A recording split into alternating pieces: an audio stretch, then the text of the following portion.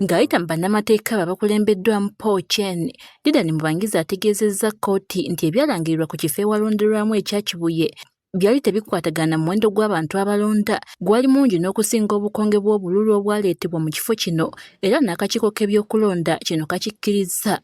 You have heard that the polling was okay. Why should we have a problem with the counting?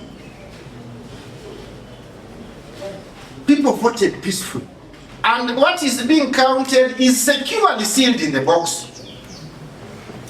So we are asking you not to defeat this application on technicalities of affidavits, on technicalities of paragraphs and hearsay.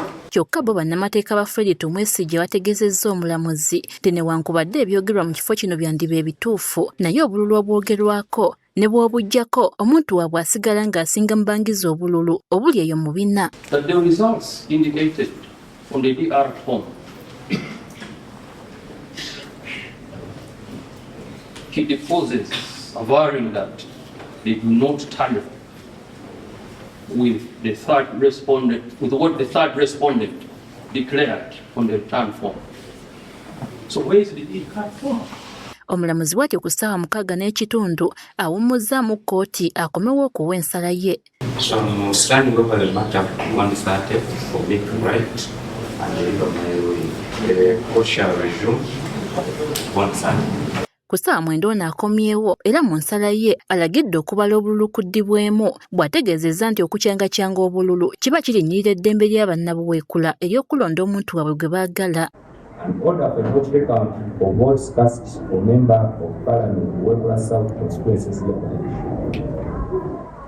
The court, together with the interested parties, advocates and agents, shall immediately be led by the returning officer Mubende the premises of the Electoral Commission Mubende to verify whether the ballots have been tampered with, and after that the ballots shall immediately be transported to court premises for counting today.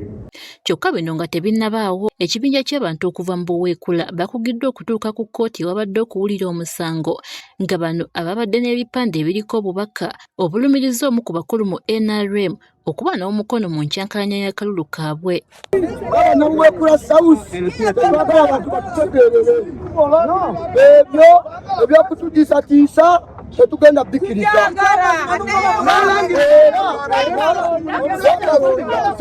Tujja wano ne batulangira waabwe ng'aguddemu FDC najja n'awa newafu baagala kwesimba Buweekula South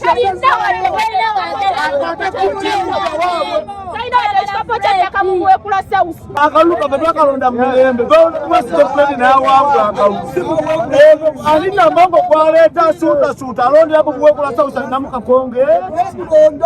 Enteekateeka z'okuddamu okubala obululu kutandisa na kwekebejja bubokisi bwonna okukakasa nti tewali kabokisi konna kakwatiddwako. Oluvannyuma lw'okukakasa kino okubala obululu kutandise.